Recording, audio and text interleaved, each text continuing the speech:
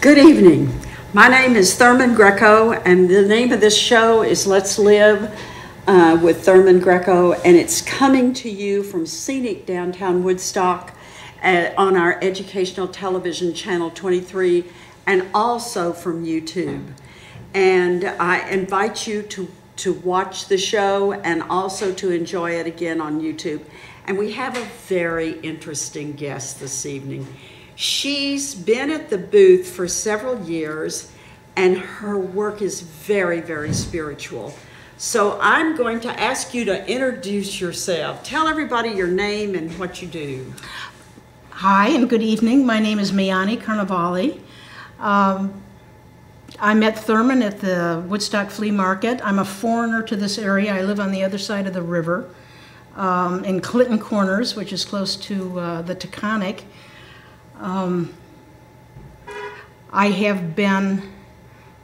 My livelihood has been in the studio, and of late I have really been involving myself with beads. I'm a beadologist. I'm also a bead whisperer.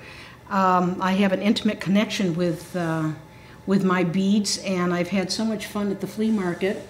It's a new experience for me, and it's one of the, I have to say, one of the gifts of COVID is what led me to the flea market. And so last year was my first season with just my beads, and I will be back this year. You know, that's a very interesting thing you just said. This was a COVID venture. Yeah. When the pandemic began, oh, everyone was so upset. People were crying. It was just awful. And in my heart, and I shared it with them. I told them, I said, some good things are going to come out of this. Good things will happen. And look at what has happened. So tell me, where did you choose these beads? I've always been attracted to ancient and ethnic beads and just art in general. Antiquities. Well, right now I'm doing a lot of work with lava. So I do prayer beads and malas. Everything I do is a prayer. Everything I craft goes out into the world as a prayer. And what I'm guided to do is focus on gratitude as these are being created. So some of the beadworks are malas, there are 108 beads, and others are prayer beads that can be used as you would a mala, or I don't like to use the word worry beads because there's enough worry out there, so I've got gratitude beads. But just they're soothing, they're alive, they're sentient, they communicate. Where do you find these beads? There's some vendors that I go to the trade shows, but there's some vendors online that I trust, that I've been buying from for years. And there's also some vendors that carry African beads, one in particular at the Woodstock Flea Market, and I've been buying from him for years. Well, now what about you? You have the lava I don't get from him. These I have to order. But for some reason I've been very attracted to lava this last year, and I just can't seem to get enough of it. When you buy lava beads, do you buy lava from specific volcanoes? Or? I don't know the origin. I get them in bulk. I noticed that they're all pretty much the same size. Well, you buy them by the size. So I get, now these are, the largest size is 10 millimeter, and I work in 8 millimeter as well. Okay. So these are 8 millimeter. So this is what you're attracted to. Now, what about these other beads? Where do you, these are individual beads. You buy them one at a time. No, actually I don't. Oh, really? My beads are from all over the world. And when I buy them, I'll buy a strand. I use horn, bone, cross-sections of palm seeds from Africa. I use a lot of Tibetan agate and jade. So these are carved jade right here. But when I buy a particular bead, I'll get a strand of them. So, I mean, occasionally I'll buy single. This jade was a single piece. Now, what And is so was this? What is this bead? That's a sandcast bead. That's from Africa. And what about this one? That's cobalt amber. I call it baby amber. It's not ancient. I mean, it is amber, but these are from Africa. Morocco is where I get these. But it's called cobalt amber. Well, now this kind of golden bead, is that amber as well? That's also amber. Oh no, this is vegetable ivory. This is a tagua nut. It's called vegetable ivory. This one has been dyed.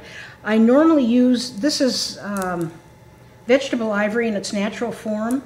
They come from Central America. They're tagua nuts. These happen to come from Colombia. But when I saw this color, what's kind of a saffron, I thought it was so delicious, I had to have it.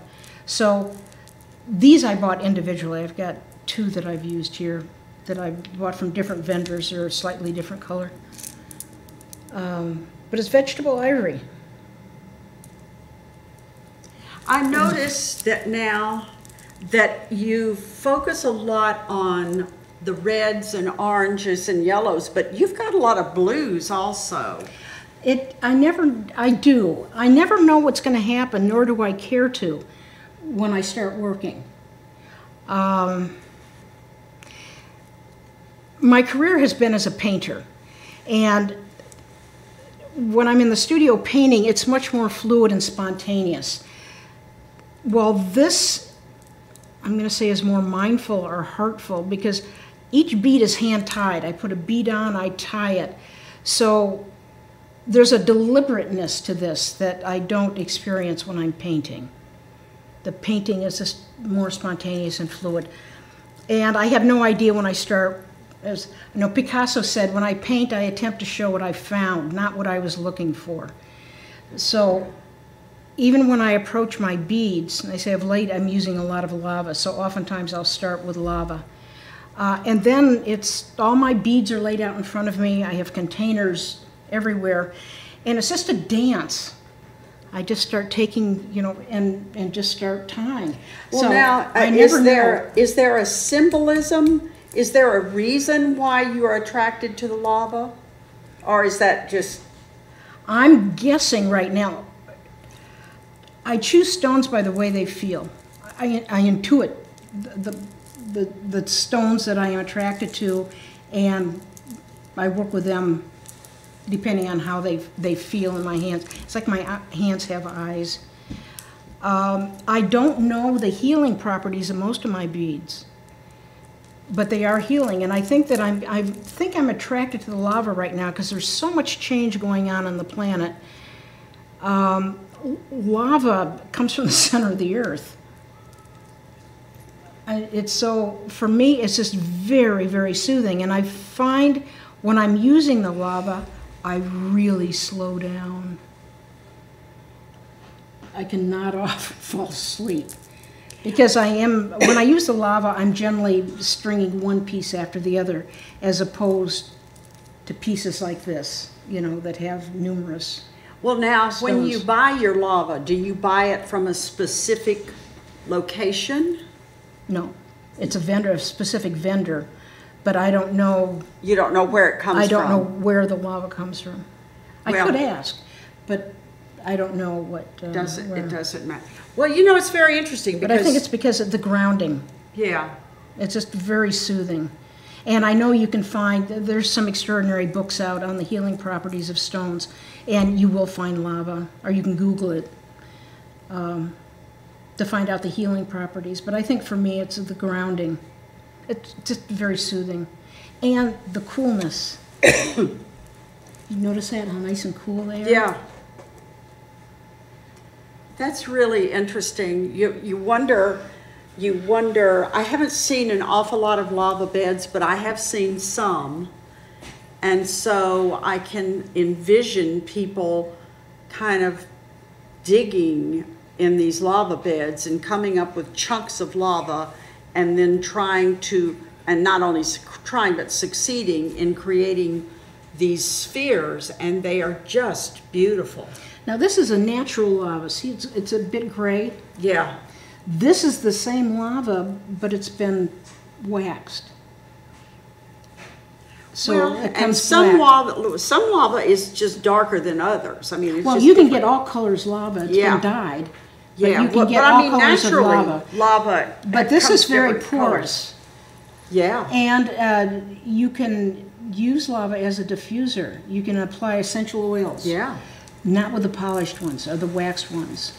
You'll have oil dripping all over. So if you They're want not as porous. if you want to get a necklace or something, and you like the lava beads and you want to infuse them with the essential oil so that you can have for healing purposes or whatever, can wear this. How do you know which?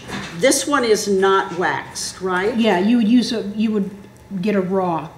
Get a raw And lava. people will ask when they come to the booth or they come to the studio, you know, if they want something that they can apply an essential oil or a scent to, then I'll direct them to the lava that hasn't been waxed. That's very interesting. And I didn't bring any of my other colors, but I've got red and brown lava as well. But right now, it's the black polish. There's something that I just think is so elegant with the black. And I oftentimes will add even one Tibetan agate on it. I love the combination. Okay, This so has you got- have in this necklace you This has have got carved bone. Isn't that beautiful? Isn't Yeah. that stunning? yeah. Holy cats. Well, now in this necklace you've got carved ivory, you have got Well, bone, it's not an ivory. agate, and then what is this? This That's is copal amber. Amber, and in one piece. Mm-hmm. It's beautiful. And I have them, I say, different lengths. So the longest pieces that I have here are the malas, and they're 108 beads. And then I have some that are a bit shorter. This is lemon jade. And this is Tibetan agate. I don't know what that is. And this has got Tibetan agate on it as well. But the yellow beads are lemon jade. And Tibetan agate comes in different colors and different sizes, and I think it depends on where it's mined and what village or what town is creating the beads.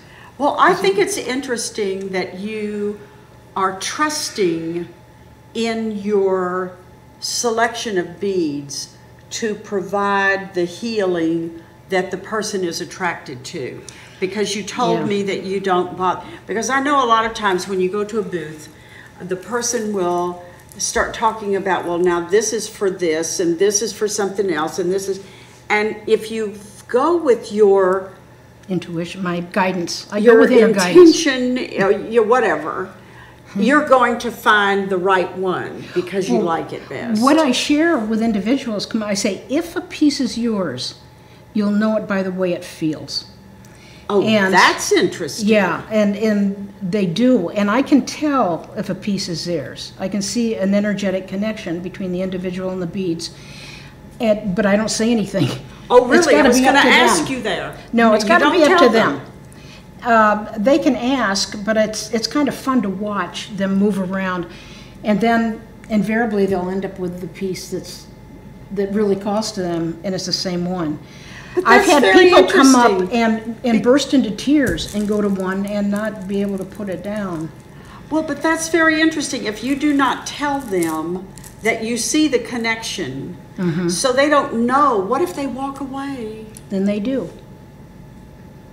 But usually we're engaged in conversation at that point. And so I will ask a series of questions. What do you ask? I'm a bead reader too. When someone claims a piece is their own, the beads reveal a story. And so I talk with them about what the information that I'm getting and what's going on in their life right now. So they're healing in that respect in terms of sharing information. I share the information. I get the information from them. They share with me. I share with the individual. But what I tell everyone that comes up or share with everyone is that if a piece is yours, you'll know it by the way it feels. So feel free to try on, you know, and get a sense of how you feel. And I can watch people, they'll put something on and there's an alignment that'll take place. They just kind of, like, it looks like some people actually get taller, or their energy will become more... because they're wearing it. Yeah, it's the energetic connection they have with it and wow. the way they feel. And it just tickles me. It delights me so much because I love my beads. They're not mine, but I love the beads. I love the history. I love they're my best friends. Yeah. You know, and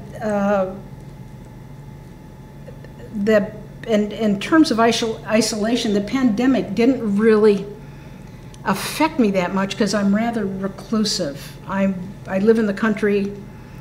My studio was attached to the house, and I work all the time.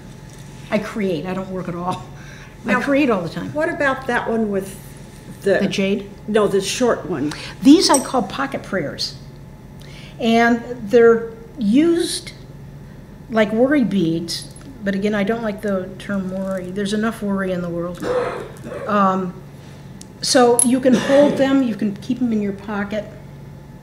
They're just soothing. This is blue jade, copal amber, turquoise, and then the lava. But they just feel good. And all these can be hung when they're not being worn. And I have a number, these right here I call wall altars. Some are much larger, but these are like taskmasters.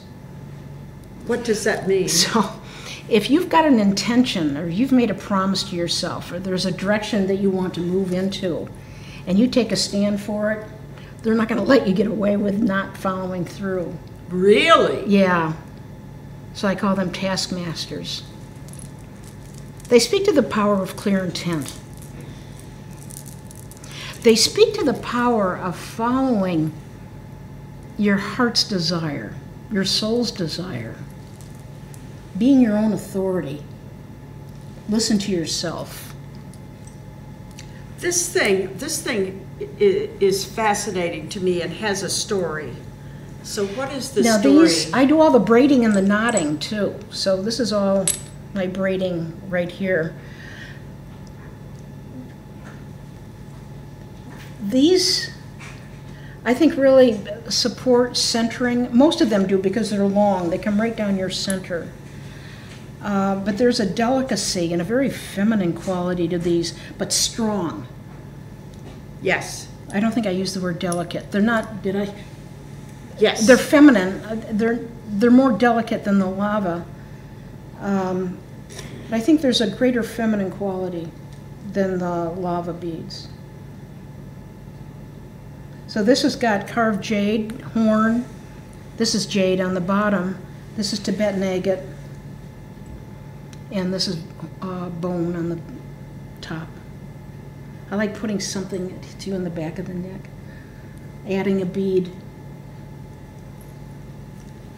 You know, the first time I went to your booth, I just kind of ran away.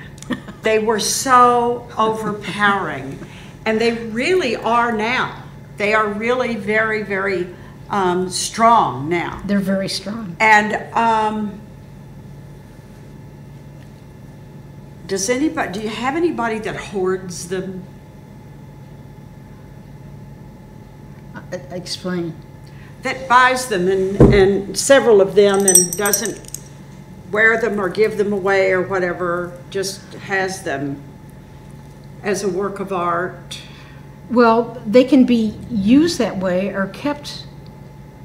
I mean, I don't know what people do with them after they've been purchased. But I say they can be hung. Yeah. So you can keep them in your home. This is a dragon. Is this a dragon? Yeah. Isn't that beautiful? That's carved jade. And that's also with lemon jade. And up here, these are Tibetan agate. This is lemon jade. This is Tibetan agate right here. This is carved jade. And then the piece on the bottom. So that's That's got Tibetan agate, jade, bone, and horn. This is beautiful. I'm more attracted to this one than to that one. I don't know why. Well, it's all very personal. And of course, this and one. Some people. I just adore because the Isn't that little beautiful? dragon. The dragon is just very adorable. And look at this bead. That's carved jade. So each piece. This is coral, the red. So when you wear one of these, you're wearing, first of all, a piece work of art. Yeah. And second of all, you're wearing a healing object. There's a lot of love, and you're getting the energy from the bead, and you're getting me. When you buy the art, you buy the artist. You're getting the love that I put into them. And they just feel good when they're worn. There is a woman in Troy who has a shop called Annick, A-N-N-I-C-K. And she told me one time, she said, I hoard some of my pieces. I hoard some of my beads, actually. Yeah. She makes them, and then she doesn't put them out for a while. And then after a while, she says, okay, you must share this. So she has hoarded them for a while. So that, I understand now more what you mean by hoarding. Yeah. I don't think of it as hoarding, but That was her word. I know that with paintings I do the same. Usually the benefit that comes, that's available to me, occurs when I'm creating the piece. So it's all in the process of the creating. Sometimes there are pieces that I'm not ready to release because they still have something to share with me. And it's the same with paintings.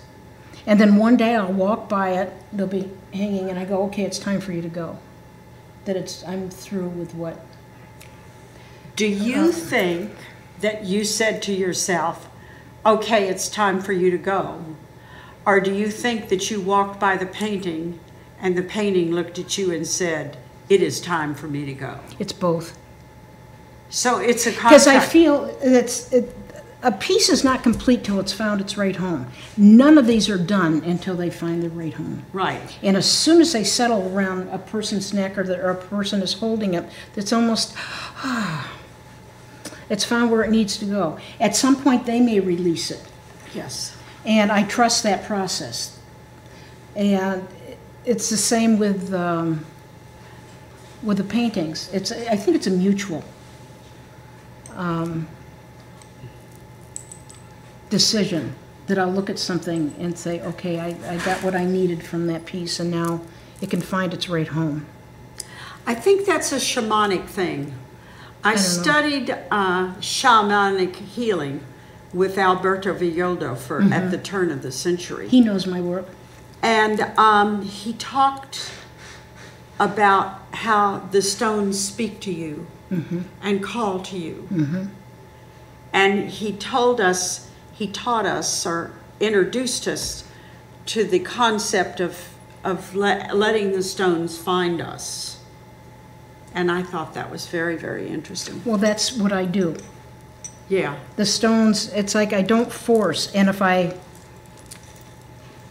as soon as I move into my head, I have to walk out of the studio. You can create or you can control. You got to choose. Yeah. And so if creativity is what I'm about, I can't go into my head and start and if holding to what the outcome is going to be, or where is this going to go, or how am I going to... Does the head work begin when you're tired?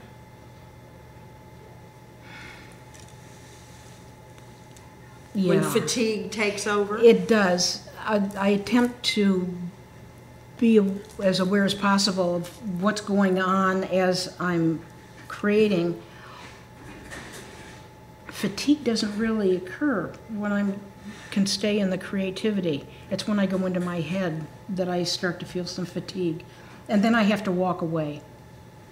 The creativity stops, and so You've done it's enough. not. It's like, okay, it's over. I'm not going to push, because if I attempt to keep going, like, oh, I'm almost done. You know, I just want to finish it. It dies. Yes. The life is gone. So I've got to be in my heart. You got to be out of your head to create. Creativity is mindless. You got to come down here. So as soon as I move up into, I watch movies sometimes when I work. I'm a visual person, any kind, uplifting for the most part. And movies that I've probably seen before, so I don't actually have to be staring at a screen. I can listen to the dialogue. So I'm more actually into movies than music. But it'll occupy my ego. You know, just keep it busy, and then I can go on. I say these are more thoughtful and less spontaneous than my paintings, which involve large sweeping strokes. Well, and these have a lot of knots. But these, so there is this. Well, that's why it's one bead on. Yeah. I picture myself drooling. You know, it's so soothing to be. Yeah. It's like bonk, just fall asleep. This feeds me. It's like this is my in-breath. And woodworking too. I'm a woodworker, and I work with wood that's been left for dead, and the wood guides me. I just brought one piece tonight. Where do you find the wood? I have forest around me and streams and a pond. You look for it? Yeah, I just go out and I put out a call that I'm out looking, and just reveal yourself. Sometimes I've had to dig beneath the surface, you know, and there'll be just this incredible root that's not attached to anything. It's just been covered over. And I'll be walking down a road on the road that I live on. I'll be taking a walk and looking around, enjoying it. I've put out a call, and on my way back to the house, there'll be a rock like this sitting in the road. Now, it wasn't there when I walked down, but it was there when I came back. And there are times that I've had to move it on the side of the road and go get my car because it's too heavy to walk home. But I've got these incredible stones at home, and I call them story stones.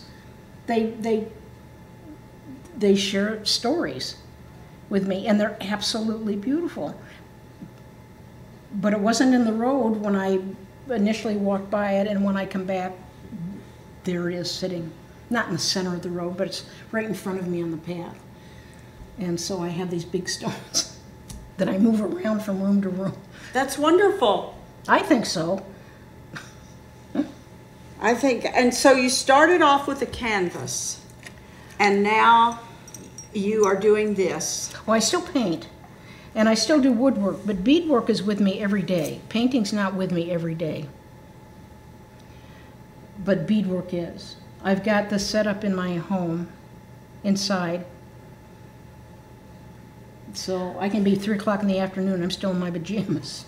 You know, when I was in Virginia, I had a friend who was really into jewelry. And I asked her at one point how that happened. And she said she really got into jewelry because she had a family, and it was very creative, and it didn't take up a whole room. Mm-hmm. And it was easy to store, you know, it didn't intrude on the family. And I thought that was very interesting. Yeah, my workspace is no bigger than what we've got right here with the, and most of the time it looks like the table's exploded. It's just covered, and then I have to stop at some point and take care of all the beads, but within like 3 days it's back again to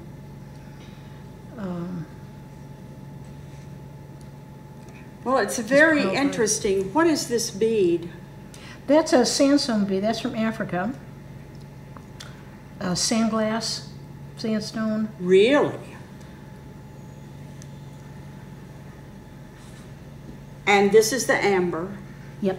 And this is that's the Tagonic. That's the Tagonic. That's a vegetable that I don't know if I what have is, this one up. And this is this looks like a painted. That's bone. Bone. Most of my bone comes from Indonesia. Really? And they use the entire animal. I mean, an animal's life was not taken to make beads. The whole animal is appreciated. I love using horn and bone, and that's putting the animal back out into the world. So, I mean, the animal's beautiful when it's alive, and then beautiful. It's an honoring of the animal, for me. What makes you select, because you don't have very many of these pieces, what makes you select these pendants? I actually bought those at the flea market. Did you really? I'll walk by and I'll see them, and it's the same thing. Like you say, they'll speak to me. I don't buy every piece of jade that I see. I see a lot of jade, and I'll go through a catalog or even get online, and there's a lot going, but it's like they've got to speak to me. You know, there's a lot at the flea market. Yeah, there is. I don't go walking around that flea market, you know? I don't much, but there are, yeah, there's some vendors that carry a lot of vintage stuff, and there's a mix. You know, they have clothing, they'll have jewelry. Yeah. And I'll find a piece of jewelry. I'll go to estate sales and yard sales, moving sales. And like I say, there's vendors that I've been using for years. And then there's the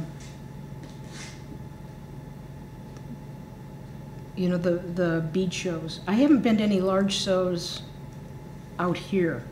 I spent most of my life out west. And what does that mean? I'm a Western gal. What does that mean? California or Arizona? Or? I've lived in, I grew up in a military household, so home was wherever the family furniture was. Right, wherever the truck a lot of opened times, up. But Texas, New Mexico, Colorado, Okay. California, Southwest. Washington State. I love Washington. Anyway, the biggest gem show in the country is in Tucson. Yes. And Denver has the second largest. I've never completed a show. They're spread out all over town. Yeah. And it's like, oh my God, it's really overwhelming. I go to shows in Springfield. That's the closest ones I've found here at the convention center. Well, what? But the stones have to speak to me. So you don't really have it. That's what it is. It's all about communication. It's all about communication. And I have friends, and bless their hearts, they'll bring me pieces. Miani, I thought of you when I found this wonderful piece. Right. And it's like, no. There's no rhyme nor reason. It's not a linear thing. I can't share why I'm attracted to one piece over another, except for the way it feels and the way it reaches out to me, and I trust it. But, and so you come to the flea market with the table. You have about twice as much, I think. Yeah, I have a couple tables. I mean, they're big, like 8-foot tables, and then one that's a 4-foot table. Oh my goodness. But it's a mix up with the woodwork and the beadwork, and they're also up on display stands. What is the woodworking? I just brought one piece tonight, and I can't really say that this is a woodwork. So this what is do you think this is? Well, this is yeah, right. This is a creation. Indeed it is. Do you know what it is? But it's delightful. It's yes. totally delightful. I won't put you on the spot. I am clueless. I don't know. Okay. I had a Buddha pine tree that was in my home. I had it for about 14 years, and she died last year. Oh. And here's her trunk. Oh my goodness. These are her roots. Oh wow. These are her roots. Boop. And the root ball, look at this, is black. The root ball is all black. So after I cleaned it, soak these for several days to get all the dirt and everything out. And then I like to involve myself with my creations. Some of them are just absolutely perfect, left the way they are. And others I just can't keep my hands off them. I have to go in. So I took the bark off, or the black, and exposed this blonde interior for contrast. But this is a root ball. It's a ball because it was in a pot. This reached the ceiling. I think I overwatered it. Anyway. Oh, that is that. Then this is fungus. That is so comforting to hear.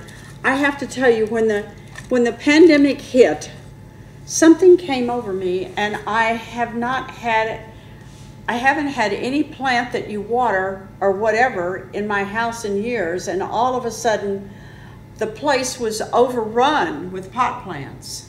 And some of them have survived and some of them did not. And they talk to you, but I don't necessarily understand, so they don't make it, you know, which is kind of depressing, but I love having them around. Well, they're very soothing and they're very healing. And I'm thinking now... You can communicate with them. Oh, absolutely. Not from here, but from here. It's not a linear I'm kind of thinking thing. that now open. that the pandemic is sort of, I don't know, whatever, that I'm going to take them all up to the curb, we don't have curbs in Woodstock, but up to the street and put them out so people can take them if they want them. Oh, that's nice. Or I may bring them all to the flea market and see if somebody wants to take them, you know, because they were so generous and they were so loving that they were instrumental in helping me survive the pandemic. Mm-hmm. And it's just cruel to not be able to take care of them now that they have taken care of me. And so that's probably what I'm going to do. That sounds wonderful. And sometimes the communicating, even with your animal friends, you're actually communicating, but it's so logical that you think you're just making it up. Like, oh, I got to go feed the cat now. Well, the cat... right, absolutely. Tuned in and says, okay, feed me now. But I water my plants usually the same way as this. Oh, I've got to go water that.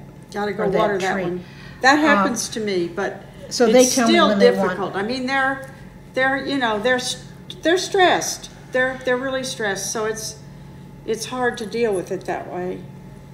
So when you have the tables, when you have your booth at the flea market, will you have art this year? I don't know. I had a screen built for me that I set up behind the table, and I brought some collage pieces in. I don't know. I've really enjoyed focusing on the beads and on the wood pieces. And I use wood as the display for all the bead work. I didn't know how much room there would actually be available here, so I didn't bring any displays. But it's all wood that I have found. We don't have to. Look at this. This is just totally gorgeous. That's coral. And what is this? That's bone. Gray. The gray is, this is carved bone that's been painted. See the spirals? Yeah. Or concentric circles. And then this? That's bone, and it was white when I got it, and it had a matte finish on it, and I made black tea. I just put a pan of water on the stove and threw some tea bags in, and when it steeped a long time, I just put the beads in. Oh, really? So that's dyed. And what about this? That's a seed. That's what I thought. And this luscious thing here. That's amber. And then this. I've got old amber, vintage amber at home, and it's a crime to just let it and this is beautiful. This is beautiful. That's the copal amber. But I've got... And then this one This one is really interesting because I'm I've got some holding of it the up so blues. people can see it. You've got, look at that bead. That's camel bone. Ah, okay. And look at that. That's coral. You do not have an awful lot. You come from the Southwest and you do not have an awful lot of turquoise. No, I have little turquoise. Just like this What little, is this what little is guy. the just because of whatever? Well, this is turquoise. This is African. This green turquoise. Yeah. And these are also, I believe, turquoise. And I forgot what they're marble. You know what? I love your clasps. This is from Bali. My silver is from Bali. But they're big. I like them. I have some that are small, but I prefer large. Well, Yeah, I because- have these little guys. I make bracelets too, lava. But when you make I have several necklaces now that I need to repair because the person who made them, the clasps were too small. And That's there's- brass. Yeah, that's beautiful. I just think this is gorgeous. There is a gentleman in Saugerties that's not afraid to work with the stuff, you know.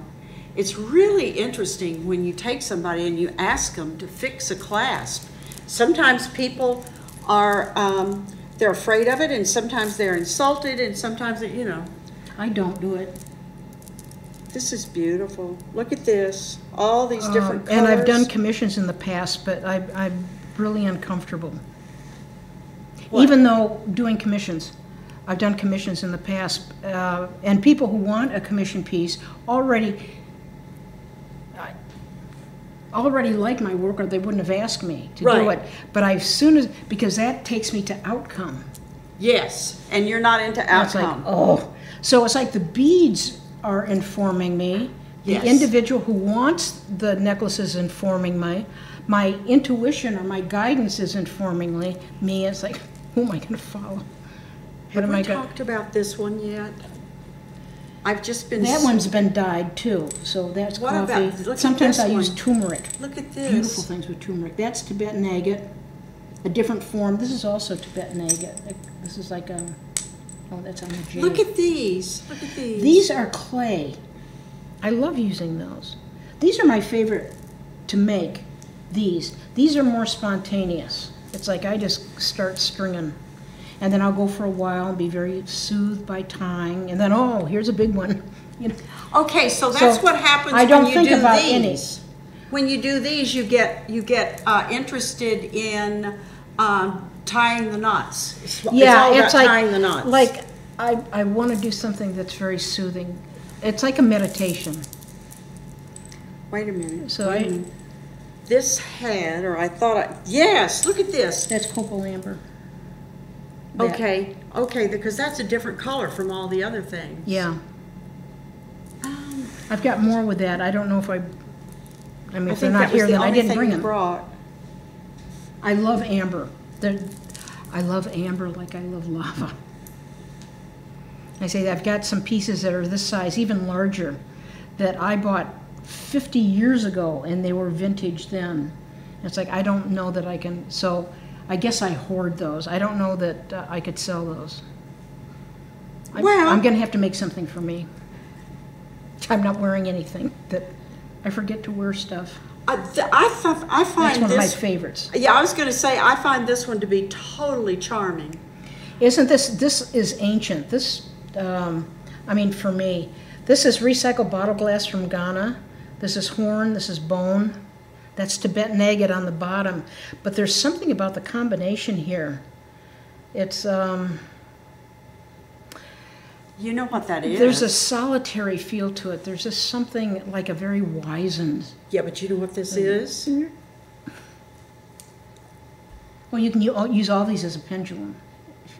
Yeah, but this one is screaming out to me that it's a pendulum. This one wants, for me, this one wants to tell the world, oh, isn't that charming? This one is talking and saying, hey, you know, I can tell your story. Look at that. Yeah, that's one of my favorite braided piece. Yeah, there's something that's just very wizened and old. Well, now what about we haven't talked about the bracelets at all. Oh, here's some brownish red lava. And that's natural. And this is not polished like the black, so you can put a scent. This is mammoth bone. Really? And this is sandcast beads. And this is, my clasps are brass.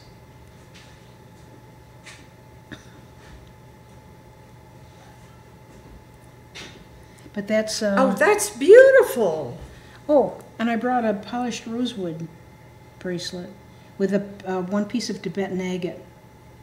This is rather charming. I don't usually use wood, but I saw these and I just thought it was lovely. A lot of men wear my bracelets. This is a man's bracelet, or it's just a large wristed bracelet. So there's the lava, and this is Tibetan agate, and this is bone. These bracelets that you make, are they something that you could just put on and not take off? I wouldn't get them wet. Okay. I tell people, especially if you're wearing these, I don't think it would hurt. I mean, this is waxed linen. I use wax linen, wax nylon. The patina wouldn't look the same. Right. It would change. So I tell people, don't get in the shower with them, or don't wash dishes. Right. Or don't get them wet. Wow. My downfall is that I'm very tough on my clothes. I'm tough on my jewelry. Whatever. Well, yeah, I've made bracelets, but you use your arms all the time. Yeah. If a piece of mine is going to break, it's going to be a bracelet. And it's, well, okay, because these are live and sentient too, they'll take hits for you. I've had someone who had I'm going to use, because it was a necklace rather, like this. And it was like someone took a pair of scissors and cut it. Oh. And I said, that piece took a hit for you. Is there anything going on in your life right now that's stressful? And it was like, oh my God. Yeah. And, talking about all this stuff. And I said, oh, that's another thing. These need to be cleaned once in a while because they'll take on your energy. They'll support you in every way possible. But if negative energy builds up in these, it has to go someplace. So bam, it breaks. How do you clean these pieces? You can put them out in the sunlight. You can put them under the moon. You can use use sage. You can just use your intent, to cleanse and clear. Mm-hmm. But they'll take on your energy. And so if you're going through, they will support if you're going through a time of stress and dis-ease, but you really have to keep them clean so they can continue doing that. Because it'll build up. And then, whoop. When you use that cutting action, what do you mean? Well, it's like it's just a clean break. And it's like, there's no reason for that to break. I mean, it's strong and it's like that. But all of a sudden, it'll look like someone just took it's just a clean cut. Does that happen? Does that happen with these things? Yeah, it can. It never has, as far as I know. But a lot of times with these, it's happened. And I used to make bracelets, that had very large beads like that.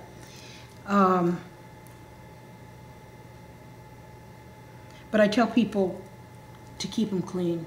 But when they break, it's like it breaks in a place that there's no reason for it to break. I mean, it's not like a weak link. That's very interesting because I have a lot of, through the years, I've collected a lot of handmade jewelry. And some of it will just break and now that you've said that, I realize what's happening to it because at the time I asked myself, well, what happened to this? And now I realize that it broke because of the stress. In my experience, everything is alive and everything communicates. Everything talks to you. Everything talks to me. Now, the question I have for you here is, do these pieces ask more questions or do they make statements? Statements. They make statements. They're not question pieces. No. They might be after a person has claimed a piece. After it goes to its home, it might ask questions. Yeah. But not in the beginning. No, it's a dance. When I'm working with it, it's like we all, ooh, what are we going to do? Can I see that piece? This Not one? that one, that one. No, not that one, that one. What is that? This is bone, this is copal amber. I want to say this is jade, but I'm not sure. Look at this. Look at the little beads. I can't think of the name of these. This is just This is coral. precious. This is coral. This is wood. This is just precious. And this would be a good pendulum. And this is a glass bead? No, What is that? I thought it was jade, but I'm really not sure. Amazonite, I think. This is just... And the braiding and the beads that went to the braiding and the knotting. I only know one knot. And I don't know, I just stumbled So that's into it. the one you So I only use. use one knot and then the braiding, and I'm very even with it. I mean, people think I bought it like that. I go, no, I braided it. And that's how you made it. Yeah, and it's got knotting, period, but I only do one knot. Will you wait, look at this one. That's one of the, here's another one. That's one of the pocket furs. And people do wear them, and you can just hold. Yeah. That's comforting. I have a But these friend are who just to does that. soothe if you find that you're in a hurry-worry place. Now, you were This is saying that these are taskmasters? I call them taskmasters. What does that mean? You told They're me to what it support means. clear intent. It means that Especially if you've made a decision, I've had people say, I can't walk by it. I know when I'm deviating or okay, I'm not they talk paying to you. attention. They It's communicate with you. Well, they all communicate, whether you're listening or not. And there's always an aspect of you that hears everything that's going on. So, because of the intention that I put into these, these are taskmasters, they're to hold you. It's like what you have committed to, or what your intent, or what you have said you want to do is really important. We need what you have come here to share. We're not complete without you. You've got gifts. You're unique. You're one of a kind. And they implore you to follow through on what gives you great joy and passion, ultimately. So these can be hung, like all of them. Got a big head. But they're to remind you to stay true to yourself. And if you're not, it's like, oh, I'm not going to look when I walk by. Now, let me ask You you can get something. by me. Do you write? I'm going to start writing more and more, and I think writing has been on the fringes for a long time, and I think I'm going to start. In fact, one of the last weeks of the flea market, this little angel plopped down in front of me. It was right after the hurricane that was on the Gulf Coast in Florida. I forgot the name of it, the hurricane. Anyway, this woman came up to me and was looking at everything, and she said, I lost everything. Everything is completely gone, that her home was south of Sarasota and close to the water. And then she just brightened up. She was probably in her 70s, says, I get to start all over again. And she was all excited about it. She wasn't deterred. She just said, I lost everything, and so now is a new beginning. And she was looking at my work and looking at me, and she says, you're about to start doing the best work you've ever done, and it will be writing. And I can't imagine never doing this kind of work as well, and I could be writing along with what I'm crafting as well. the thing that gives me the greatest joy, and I think that the creativity is inspiring others to listen to themselves, to be their own authority, and to use their gifts and talents. I think that's my greatest art. And I feel like I'm ready to devote maybe full time to that. I love inspiring others. So that means this is going. I don't know. But I think writing and speaking is going to be involved with where I'm going. When I look at what... I do facilitate a workshop called Living Your Passion, Trusting Your Joy. And I think I'm going to be doing more and more of it. I mean, during the pandemic time, I pretty much stayed in the studio and worked. But now, the flea market got me out into the world again. You know, sharing with people, talking with, you know, enjoying others. But when this delightful woman came by and looked and said, "You're about to start doing your most important work." I don't know, then she disappeared. Then she just left. I was like, thank you.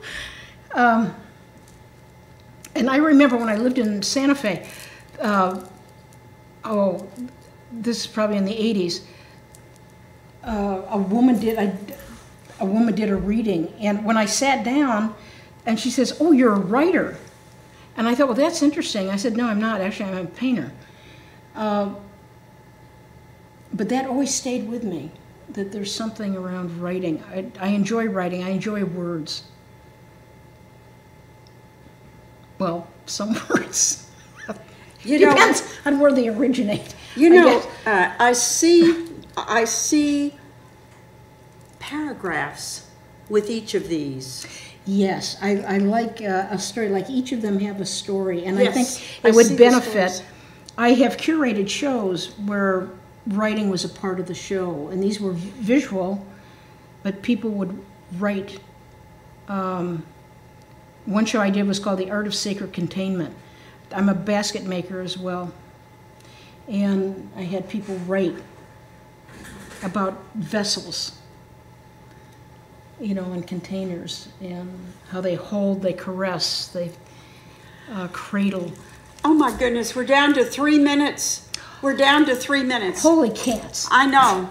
There was one important message that we needed. Well, we can't say that. We're going to have to come back again. Can I tell people how to reach me if they want to see That's what the 3 minutes are for. Okay. wearyourprayers at gmail.com.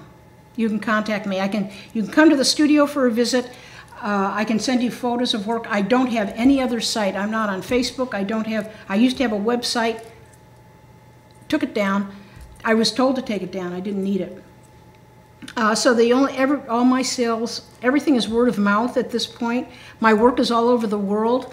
I'm very grateful. It's been my livelihood forever. Tell us the name of Where Your Prayers. Where Your Prayers. wearyourprayers at gmail.com. Oh, that's lovely. Okay. That's what these are, yeah, Where Your Prayers. wearyourprayers at gmail.com. And I will get back to you right away, and we can go from there. But right now, all sales are word of mouth, unless you come to the flea market. And I'm there on Sundays, in the back, all the way in the back left. Next to Dharma Wear. And Keith. And Keith, who is a woodworker. Armstrong. Yeah. Yes. I like being in the back. It's like, okay. I can look at everybody. Yes, that's a good place to be. This has been delightful. Thank you, however many of you are watching. You know what? You know why it's delightful? I'm having fun. That woman over there with the eyeglasses on has all this skill, and she does all of this. She does all of this, and I know that she is what it is because I tried to take some classes under her. I know. Look at all that equipment. It's like, right. I learned very soon in the game that I did not have the talent for all of that wiring. But she does. She does. You have your own talent. Right. I have my own talent, but it does not include what she does. I saved her that. I wouldn't even want to do what she does. Oh, I decided. I get dyslexic. Yeah. I can go into over. That's why I work with the beads. But thank you so much for coming. Thank you for asking. This has been absolutely delightful. Yes, it's been wonderful. Thank you, Ellen. Thank you. Bye-bye. Thank you, everyone. Have a good weekend.